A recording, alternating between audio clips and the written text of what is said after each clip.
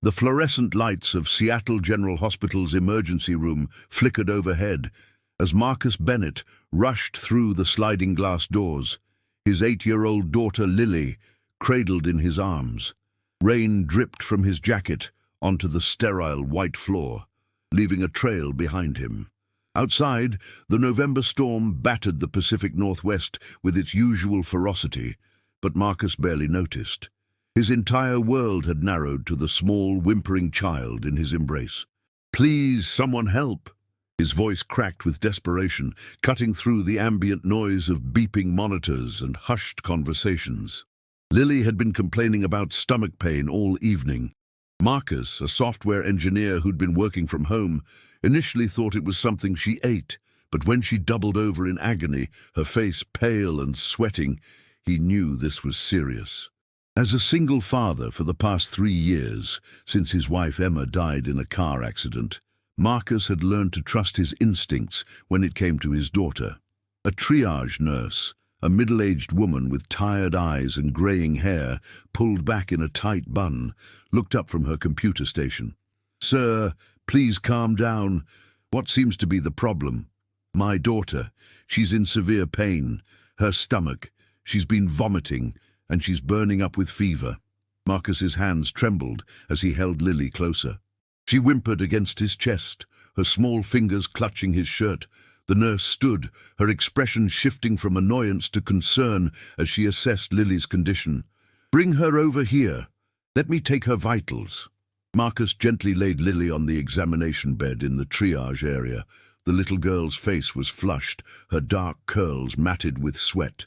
"Daddy, it hurts," she whispered, tears streaming down her cheeks. "I know, sweetheart. These people are going to help you feel better." Marcus stroked her forehead, trying to mask his own fear with reassurance. The nurse worked efficiently, taking Lily's temperature, blood pressure, and pulse. Her frown deepened with each reading. "Temperature is 103.2. We need to get her seen immediately. This could be appendicitis." Within minutes, Lily was being wheeled into an examination room. Marcus walked alongside the gurney, holding his daughter's hand. A young doctor, Dr. Sarah Chen, met them at the door. She was in her early 30s, wearing navy blue scrubs and a stethoscope around her neck. "Mr. Bennett, I'm Dr. Chen. I understand Lily is experiencing severe abdominal pain." She began examining Lily with gentle, practiced movements. "Yes, it started about 6 hours ago. At first I thought it was just a stomach ache, but it's gotten progressively worse." Marcus watched anxiously as the doctor pressed on different areas of Lily's abdomen. Lily cried out when Dr. Chen touched her lower right side. The doctor's expression turned grave. "I'm fairly certain this is acute appendicitis. We need to run some blood work and get a CT scan to confirm, but we'll need to move quickly. If her appendix ruptures, it could be life-threatening." Marcus felt his heart drop. "Whatever you need to do, please just help her." "We will," Dr. Chen assured him. "A nurse will be in shortly to prep her for the scan and draw blood." As Dr. Chen left, another nurse entered, this one younger, with blonde hair and a name tag that read Jennifer. She smiled warmly at Lily before turning to Marcus. "I'm going to need to insert an IV line for fluids and prepare her for the CT scan. After the scan, if it confirms appendicitis, we'll prep her for surgery." Marcus nodded, his throat tight. Surgery. His baby girl would need surgery. The next hour passed in a blur of activity. The CT scan confirmed Dr. Chen's diagnosis: acute appendicitis. The appendix hadn't ruptured yet, but it was inflamed and needed to be removed immediately. A pediatric surgeon, Dr. Michael Rodriguez, was called in to perform the procedure. Dr. Rodriguez, a man in his 50s with kind eyes and a reassuring demeanor, explained the surgery to both Marcus and Lily. "It's a routine procedure, Lily. We'll make a few small incisions, remove your appendix, and you'll feel so much better. You'll be asleep the whole time, and when you wake up, your dad will be right there." Lily looked up at Marcus with frightened eyes. "Will it hurt, Daddy?" Marcus knelt beside her bed, taking both of her small hands in his. You won't feel a thing during the surgery, sweetheart, and I'll be here when you wake up, I promise. Actually, Jennifer interrupted, her tone apologetic but firm. Parents aren't allowed in the surgical recovery area right away. Hospital policy. Once she's stable in recovery, we'll bring her to a room where you can be with her. Marcus's jaw tightened, but he understood. He'd have to wait. How long will the surgery take? About an hour, maybe 90 minutes, Dr. Rodriguez said. The waiting room is just down the hall. We'll update you as soon as we're done.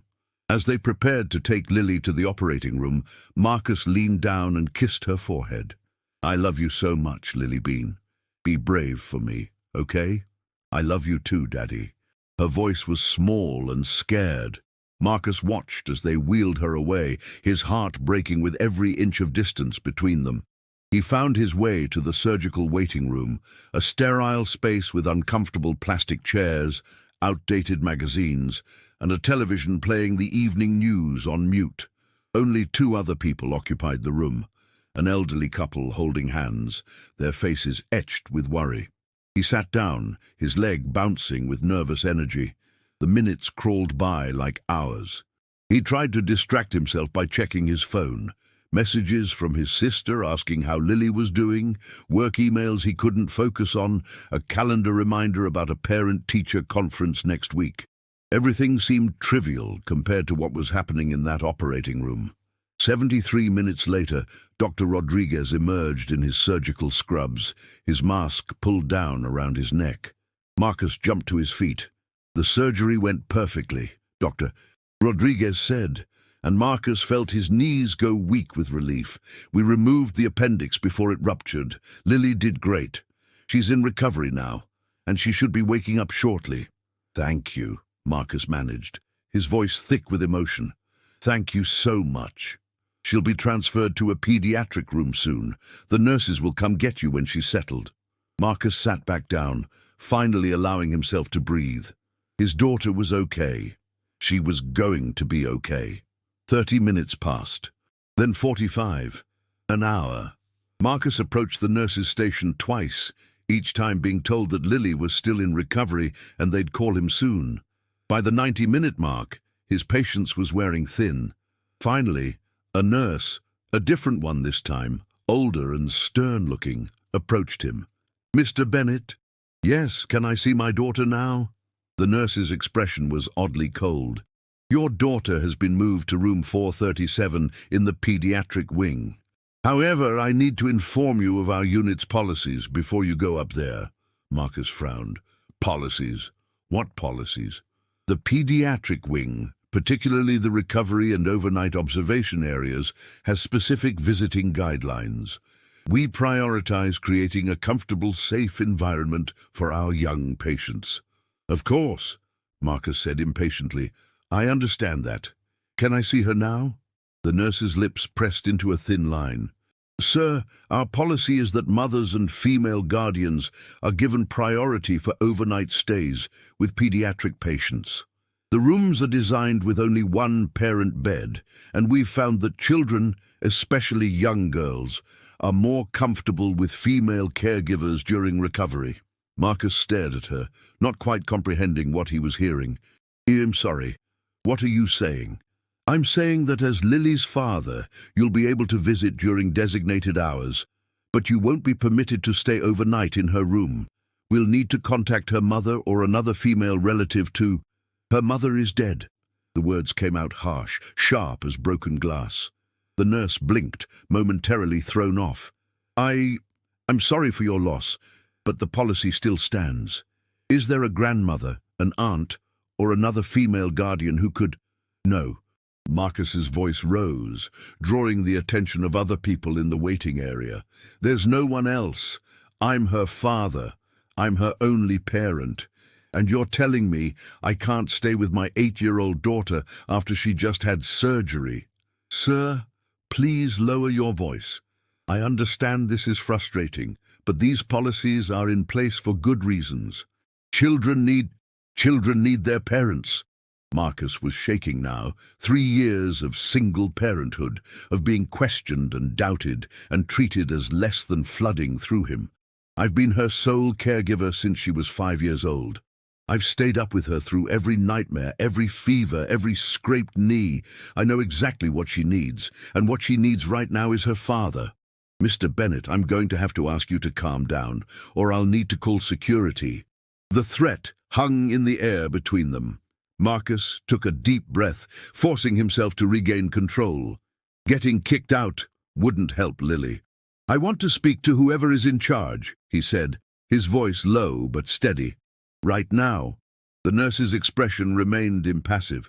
The unit supervisor's shift doesn't start until... Then get me the hospital administrator, the chief of staff, someone. Because I'm not leaving this hospital without my daughter, and I'm sure as hell not abandoning her in a hospital room by herself the night after her surgery. A small crowd had gathered now. Other nurses, a couple of doctors, visitors waiting for news of their own loved ones. The tension in the waiting room was palpable. The stern nurse glanced around, clearly uncomfortable with the scene Marcus was creating. Fine, I'll page the night supervisor, but you'll need to wait here. Nay, as she walked away, Marcus sank back into a chair, his hands covering his face. Somewhere in this building, his little girl was waking up from surgery, probably scared and in pain, calling for him. And he was being kept away by some archaic discriminatory policy that assumed fathers were less capable of caring for their children. He thought about Emma, about how she'd always been his fiercest defender when people questioned his ability to parent. "You're an amazing father," she used to tell him. "Don't let anyone make you feel otherwise." But Emma wasn't here anymore. He was alone in this fight, just as he'd been alone in so many others since her death. Marcus lifted his head, his jaw set with determination. If they thought he was going to back down, they were dead wrong. He'd faced down every challenge these past 3 years, learning to braid hair, navigating mean girls and school drama, being the only dad at ballet recitals and birthday parties. He'd proven himself over and over again. Tonight would be no different. Whatever it took, he was going to be with his daughter. 20 minutes had passed since the nurse left to page the night supervisor, and Marcus paced the waiting room like a caged animal.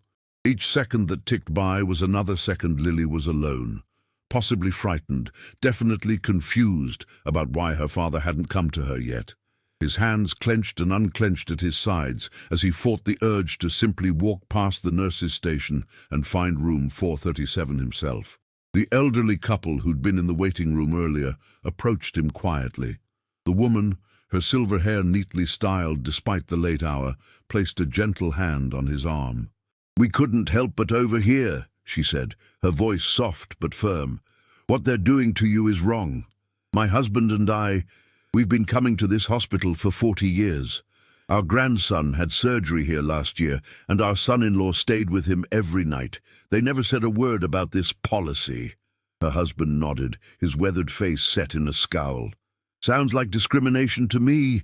You stand your ground, young man. That little girl needs her father." Before Marcus could thank them, a woman in her late 40s approached, wearing professional business attire despite the late hour, charcoal grey pantsuit, her dark hair streaked with silver and pulled back in a practical ponytail. Her name tag identified her as Patricia Morrison, Night Administrative Supervisor. "Mr. Bennett, I'm Patricia Morrison. I understand there's been some confusion regarding our visitation policies." Her tone was carefully neutral, practiced in the art of hospital diplomacy. Marcus turned to face her, his exhaustion evident but his resolve unshaken. "There's no confusion, Ms. Morrison. Your nurse told me I can't stay with my daughter overnight because I'm her father, not her mother. She suggested I find a female relative to stay instead, despite the fact that I'm Lily's only living parent and sole legal guardian." Patricia's expression flickered. Was that surprise? Concern? She gestured toward a small consultation room off the main waiting area. "Perhaps we should discuss this privately?" "No." Marcus's voice carried across the waiting room. "I think we should discuss it right here, Because I suspect I'm not the first father you've discriminated against, and the people in this waiting room deserve to know what kind of policies this hospital enforces." Several heads turned their way. A younger couple, the woman visibly pregnant, watched with interest. A man in construction clothes sat forward in his seat. Patricia shifted uncomfortably. "Mr. Bennett, I assure you, this hospital doesn't discriminate." "Then explain to me why I'm being denied the right to stay with my 8-year-old daughter after emergency surgery." Marcus pulled out his phone, pulling up a document. "I've spent the last 15 minutes researching Washington state law.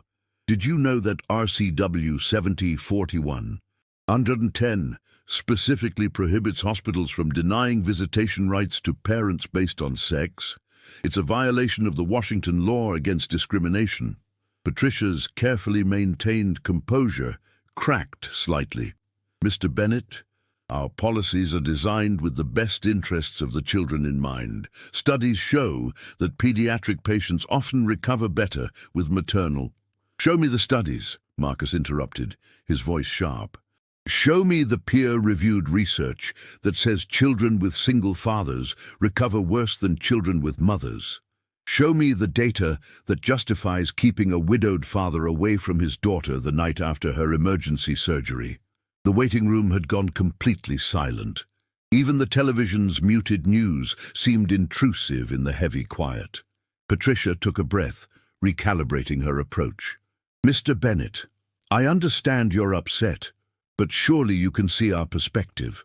The pediatric wing has limited space. We have to make decisions about who can stay based on what? Gender stereotypes, the assumption that men can't care for children as well as women." Marcus felt his voice rising again, but didn't try to control it this time. "I've been Lily's primary caregiver since my wife died 3 years ago. I learned to French braid her hair by watching YouTube videos at 2 in the morning. I can tell you the names of every kid in her class, her favorite color this week. It changes, by the way, she's 8, and exactly how she likes her sandwiches cut. I've sat through every parent-teacher conference, every doctor's appointment, every dance recital. I held her hand through her mother's funeral and every nightmare that followed." His voice cracked, but he pushed forward. "I know my daughter better than anyone in this world. And you're telling me that some nurse who's never met her, who doesn't know that she sleeps with a stuffed elephant named Mr. Trunk, or that she's terrified of the dark, is better qualified to comfort her tonight than I am?" Patricia opened her mouth to respond, but a new voice cut through the tension. "Excuse me, what's going on here?" Dr. Sarah Chen, who'd diagnosed Lily earlier, approached with Dr. Rodriguez close behind. Both looked concerned, still in their scrubs from the evening's work. "Dr. Chen," Patricia said, relief evident in her voice at having backup, "Mr. Bennett is upset about our overnight visitation guidelines for the pediatric wing." "Guidelines?" Dr. Chen's eyebrows rose. "What guidelines? I was just up checking on Lily. She's asking for her father, Patricia. She's disoriented and scared. The child has been informed that her father will be able to visit during designated hours." "Designated hours?" Dr. Rodriguez stepped forward, his earlier warmth replaced with barely controlled anger. "Patricia, that little girl just had emergency surgery. She's 8 years old, she's in pain, and she's frightened. Her father should be with her right now."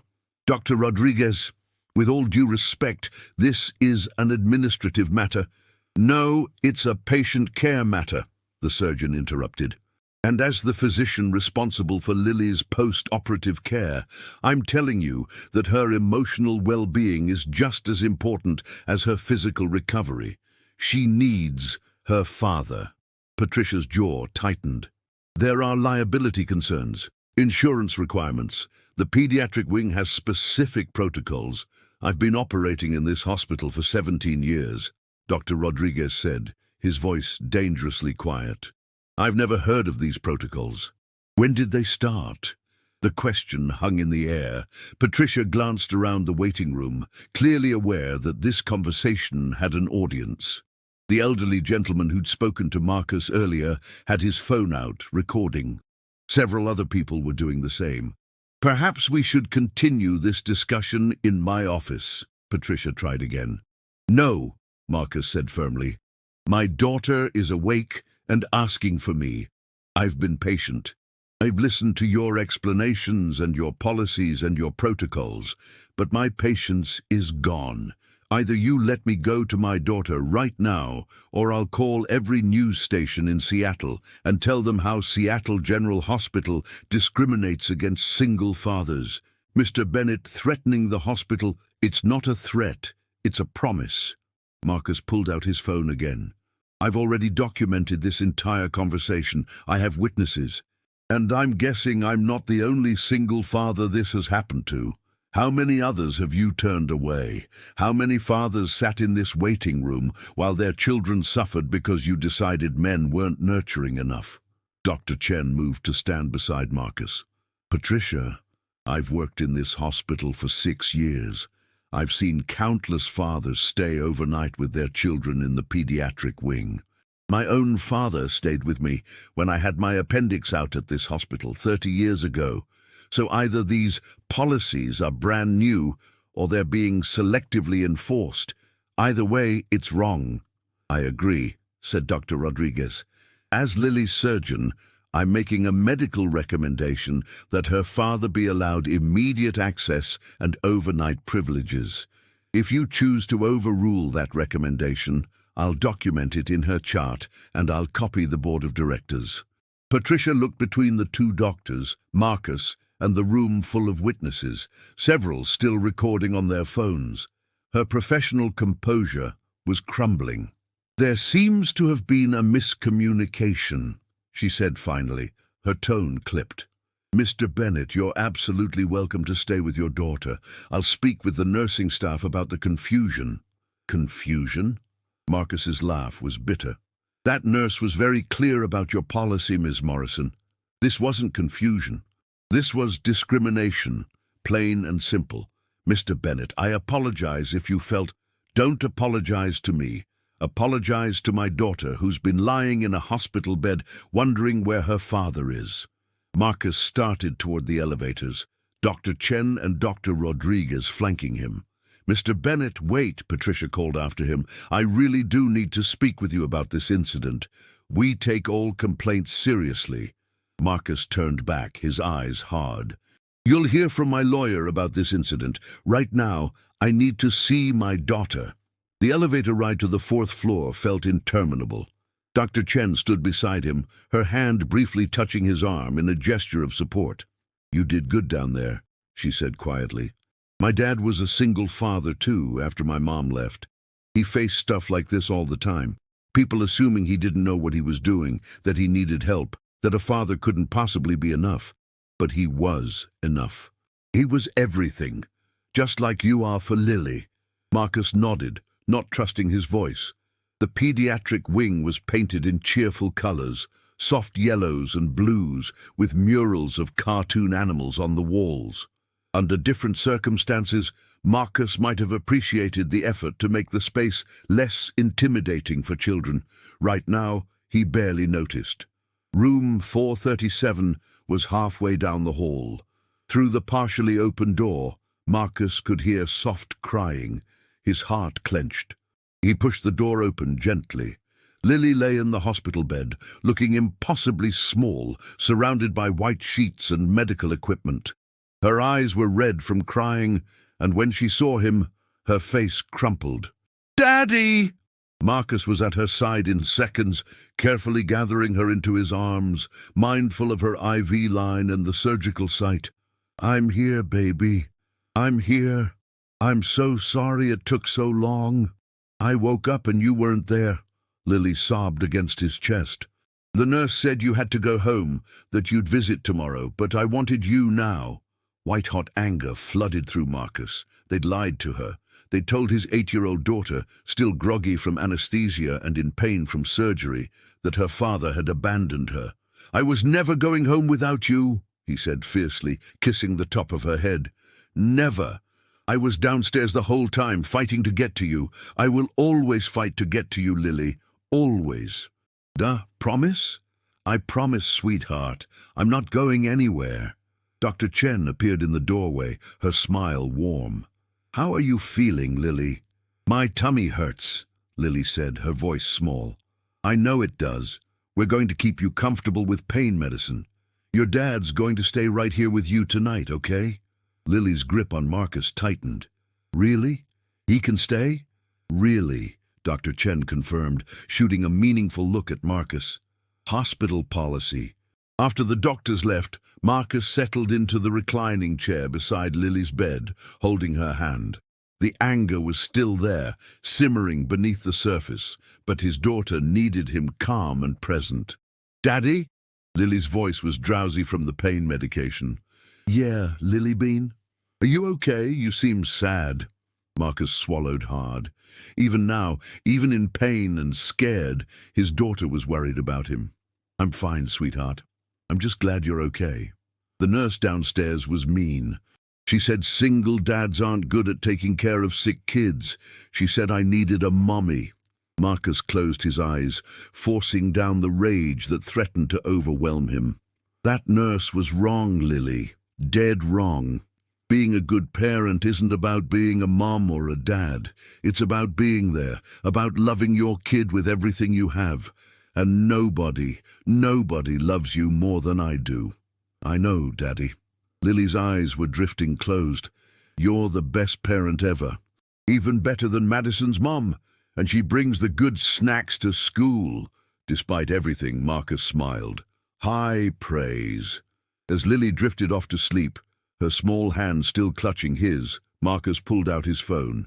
He opened his email and began typing, addressing it to the hospital's patient advocate, the chief of staff, and copying several news outlets. This wasn't over, not by a long shot. The rain had finally stopped by the time dawn broke over Seattle, pale winter light filtering through the hospital room's blinds. Marcus hadn't slept more than 20 minutes at a stretch, jerking awake each time Lily stirred or the IV machine beeped. Now, watching his daughter sleep peacefully, her color already better than it had been the night before, he allowed himself to feel the full weight of exhaustion settling into his bones. His phone buzzed quietly. Another email, adding to the dozens that had piled up overnight. News outlets, patient advocacy groups, a law firm specializing in discrimination cases. The video recorded by the elderly gentleman in the waiting room had apparently been posted to social media around midnight and had gone viral. Father's Errants was trending in Seattle. Marcus scrolled through some of the responses. Hundreds of other single fathers sharing their own stories of being treated as second-class parents, of being denied access to their children, of nurses and teachers and daycare workers assuming incompetence.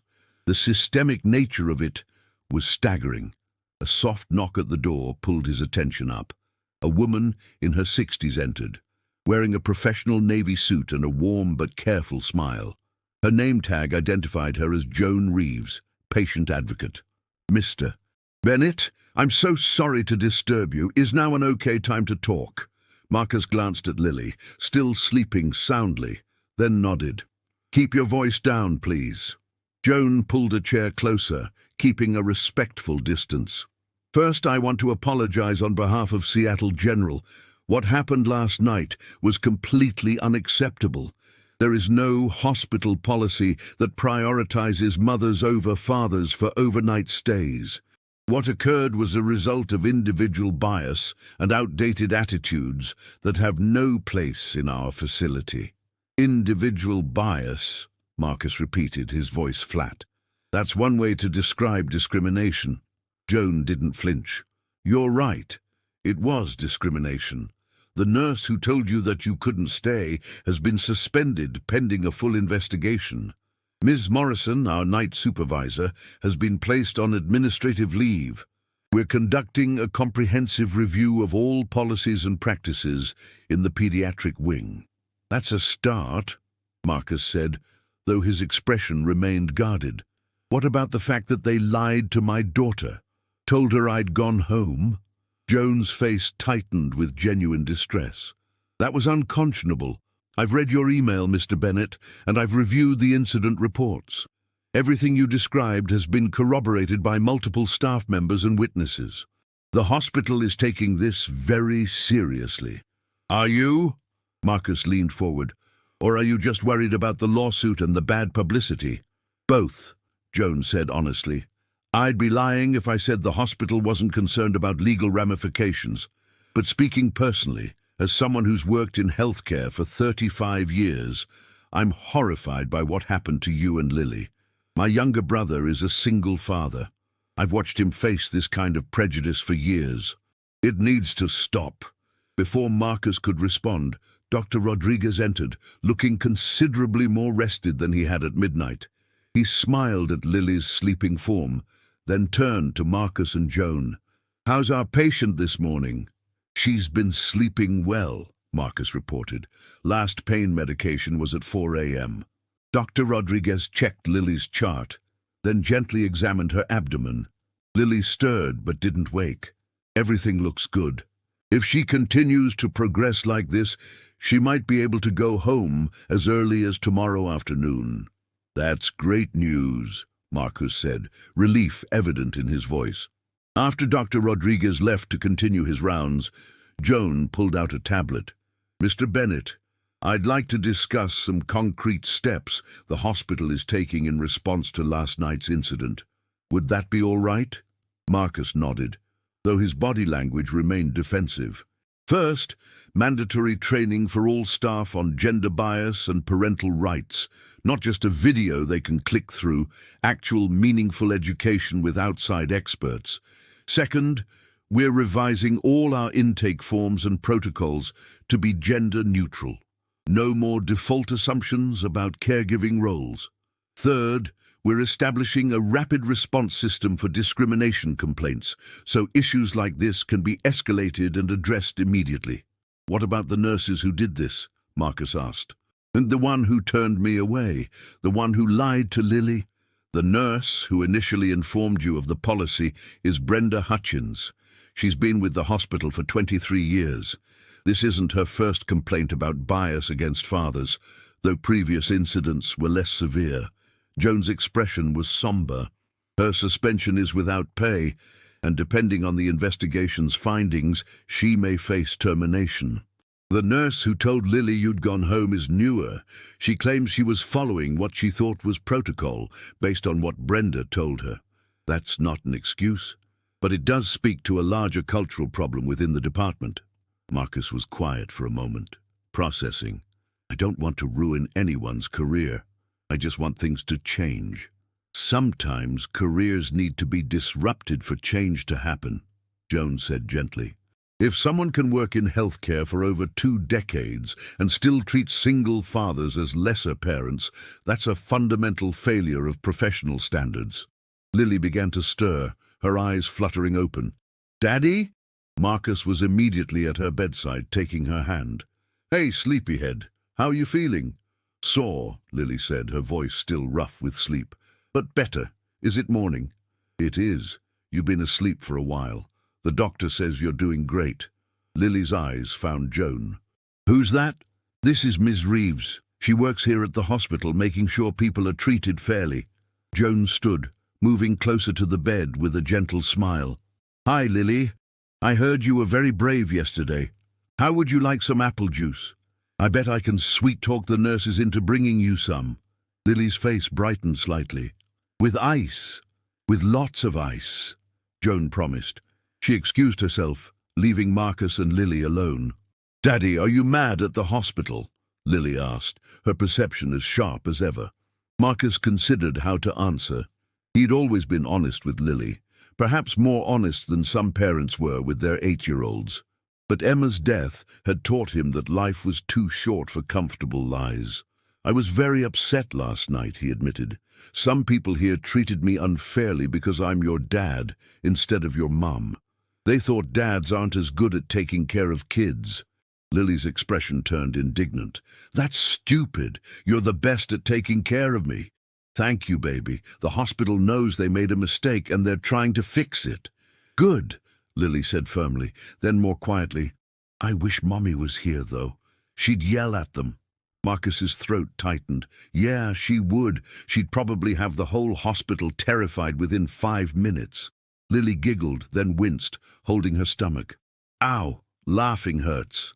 Easy there. No comedy shows for you for a few days. Over the next several hours, a steady stream of visitors cycled through. Dr. Chen stopped by to check on Lily and brought a coloring book featuring Disney princesses.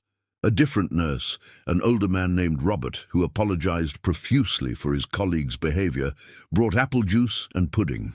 Marcus's sister, Andrea, arrived around noon, having driven from Tacoma as soon as she heard what happened. I'm going to sue them into next week, Andrea announced, hugging Marcus tightly before moving to fuss over Lily.